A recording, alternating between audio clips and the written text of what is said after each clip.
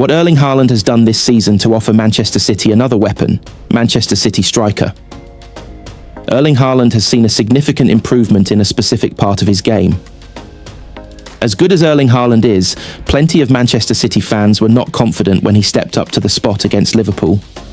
Part of that is the masses of evidence that every single City player is going to miss their penalty, but there is also history of Haaland not being confident. He even gave up the chance to take one in the FA Cup final.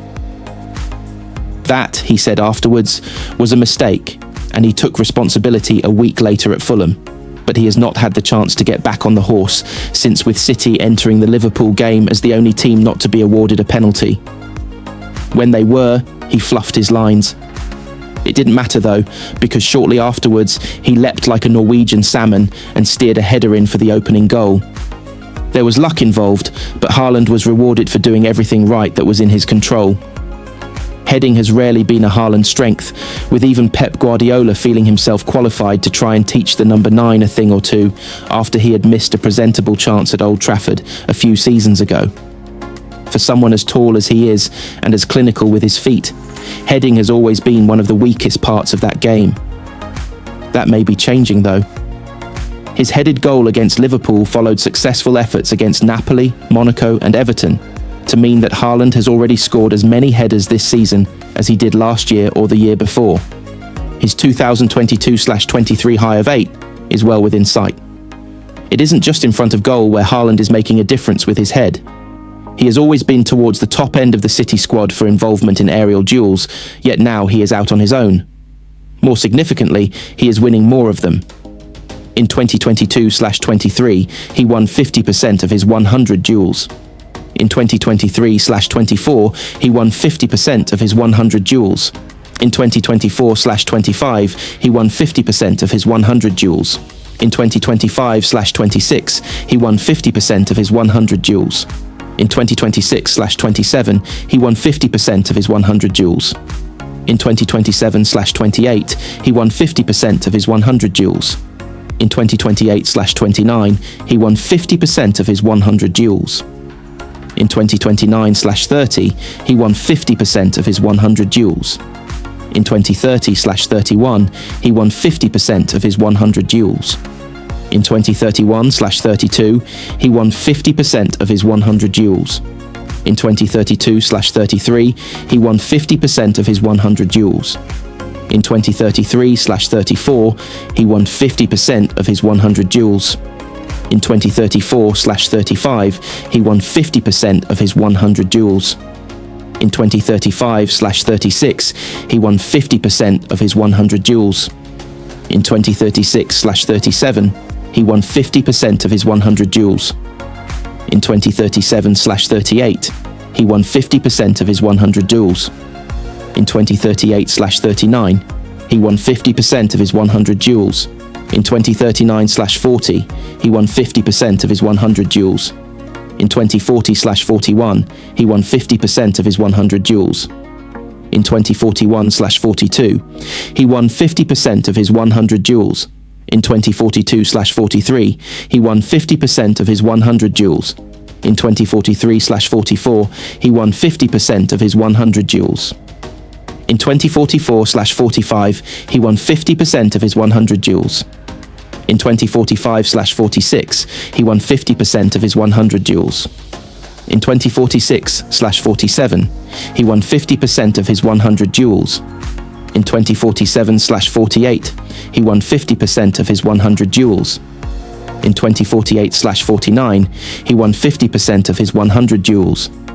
In 2049/50, he won 50% of his 100 duels. In 2050/51, he won 50% of his 100 duels. In 2051/52, he won 50% of his 100 duels. In 2052/53, he won 50% of his 100 duels. In 2053/54, he won 50% of his 100 duels. In 2054/55, he won 50% of his 100 duels. In 2055/56, he won 50% of his 100 duels. In 2056/57, he won 50% of his 100 duels. In 2057/58, he won 50% of his 100 duels. In 2058/59, he won 50% of his 100 duels. In 2059/60, he won 50% of his 100 duels. In 2060/61, he won 50% of his 100 duels.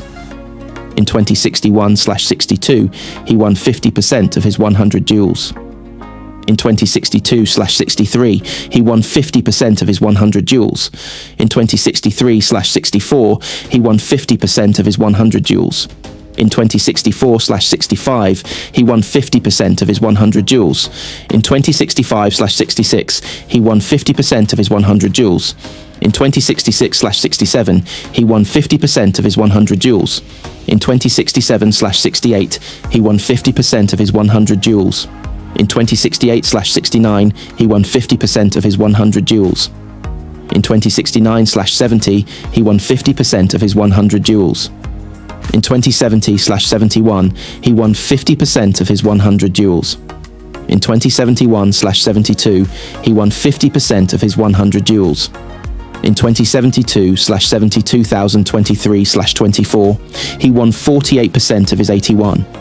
In 2024/25, it was 53% from 107. This season, there has been a 20% leap in successful aerial duels, with Haaland winning 26 of his 36 72%. As well as being unrivaled at City for the number he contests and wins, Haaland ranks in the top 30 in the Premier League this season for most duels win, and in that bracket, only Virgil van Dijk, James Tarkowski and Malik Thiaw, all centre-backs, have a better success rate. Those numbers back up what the eyes have noticed this season. As well as Haaland scoring more headers this year, it has been increasingly common to see the number 9 leaping highest in his own box to clear a set piece, as he relishes taking more responsibility at both ends. It is not the nicest thing, but when I am playing, of course I prefer to be in the other box, he said last week. I have been practicing my headers ever since I started in Molde in 2017 with Ole Gunnar Solskjaer and Mark Dempsey. I think you can always get better in things. With headers, you can always get better. You can never be good enough. It is something I try to practice still. You can see I'm getting better and better, and there is still a long way to go. Matheus Nunes has done the unthinkable at Manchester City after Calvin Phillips fears Manchester City. Star Matheus Nunes is going from strength to strength after more than a year of struggling after his Wolves move to Belgrade in December 2023, where Manchester City played out a dead rubber of a Champions League game with an intriguing side. Micah Hamilton scored a belter on debut to signal his potential on his way to earning a move to Middlesbrough in deal worth up to £5 million. His career hasn't really taken off from there, with a solitary appearance in the League Cup all he has to show for this season. The game was run by Oscar Bobb, a talent who has made considerably more inroads to the City squad. A month later, he would score a sensational winner at Newcastle to help City on their way towards a 4th consecutive league title, and he is still in Pep Guardiola's squad today. Scoring his first goal in City colours was Calvin Phillips, who had fought to stay at the club after a disastrous first season but failed to look any better. The midfielder looked a bit sheepish after scoring a penalty in the 3-2 win, and it was obvious he would not be important to City going forward. Another star failing to take another opportunity was Matheus Nunes, who had not started in the Premier League at that point for over 2 months after suffering such a hostile reception at former club Wolves that he was hooked at half-time for his own good. The end result of a muddled transfer window that had seen City go for Declan Rice and Lucas Paqueta first, before pulling out for different reasons, saw them plump for Nunes, who then endured a difficult start. It took much longer for Nunes to look remotely comfortable in a City shirt.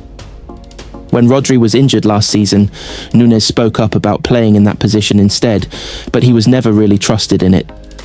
This time last year he was showing potential as a left winger, not ideal given he arrived as a midfielder and a potential improvement on Phillips, but something at least. As hard as it is to believe, it is less than 12 months since he was first tried as a full-back by Guardiola, and his outing at left-back in the Manchester derby went well for the first 86 minutes, and then disastrously from there. After everyone had some time to cool off and think about what they had done, Nunes returned in January 2025 as a right-back.